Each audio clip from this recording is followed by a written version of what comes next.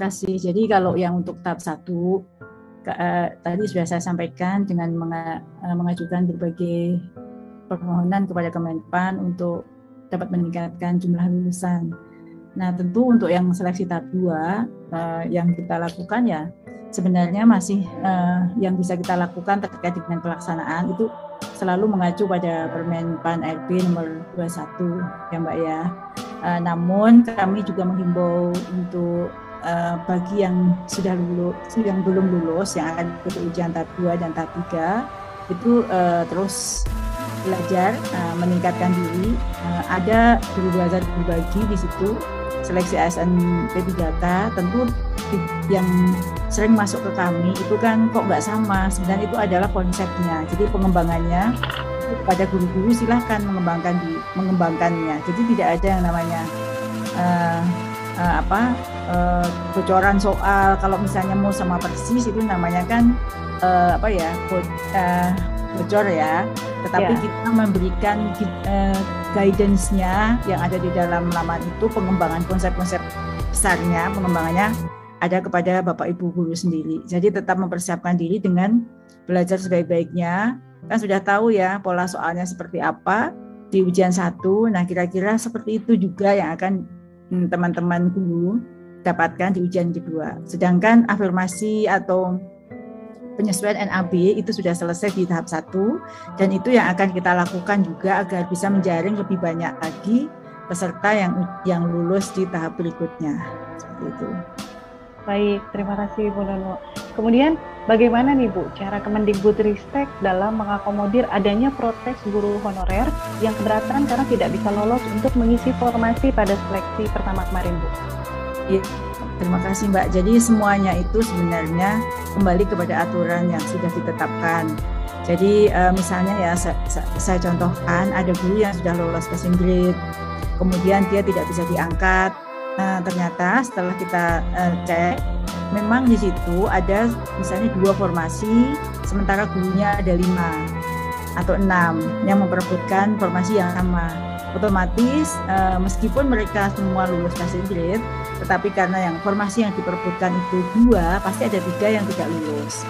Itu contohnya. Jadi sebenarnya kembali saya sampaikan bahwa kita berusaha semaksimal mungkin menaati aturan yang ada. Dan kami yakin dan percaya bahwa aturan itu tidak bisa memuaskan semua pihak. Nah, pada saat kemarin ya, setelah setiap ujian itu ada mekanisme sanggah. Sanggah itu bagi yang tidak puas atau merasa rugi-rugikan untuk dirinya sendiri ya, bukan menyanggah orang lain. Misalnya, seharusnya saya dapat afirmasi, kenapa nilai saya tidak dapat afirmasi? Seharusnya karena umur saya sekian, kenapa saya tidak dapat afirmasi? Itu menyanggah untuk diri sendiri, bukan menyanggah untuk orang lain. Misalnya dia lulus, saya kok tidak, berarti menyanggah untuk orang lain. Jadi yang sudah untuk dia itu tidak bisa dalam sanggah. Jadi untuk menghindari ketidakpuasan itu bagi yang tidak puas di hasil ujian bisa mengajukan sanggah dan kami akan menjawab sanggah.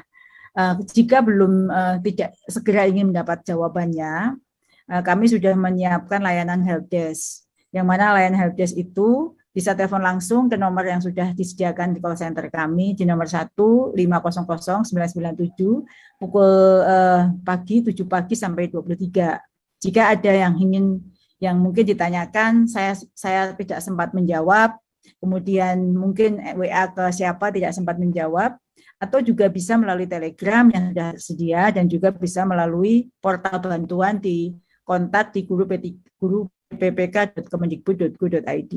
Jadi kami akan sebenarnya kami itu inginnya memang semua guru yang melewati passing grade itu terangkat. Namun kan kita kembali kepada aturan dan saya yakin banyak pihak yang belum terpuaskan dengan kebijakan ini. Kami sudah berusaha berpihak kepada semua pihak, namun tentu tidak bisa memuaskan semua pihak. Oleh karena itu kami berusaha semaksimal mungkin untuk melayani Bapak Ibu guru yang belum puas dengan bertanya, mengajukan sanggah dan kami akan menjawab dalam waktu 7 hari ke depan. Baik, terima kasih Bu Nunu. Nampaknya memang sudah banyak sekali ya langkah yang diambil Kemendikbudristek untuk tes seleksi guru honorer ini ya Bu ya. Ya. Terima kasih Bu. Berikutnya, di sini sudah banyak sekali pertanyaan yang masuk ke kami, namun ada 3 pertanyaan terpilih dari peserta webinar.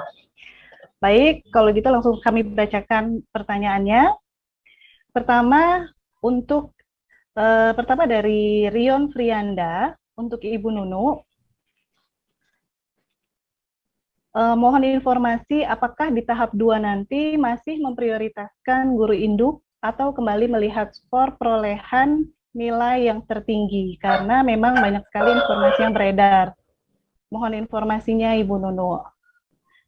Silakan Bu Nunu, mungkin bisa ditanggapi dulu pertanyaan pertama. Ya, baik Bu Rion, terima kasih untuk pertanyaannya. Ini pertanyaan banyak sekali mampir di akun Instagram pribadi saya.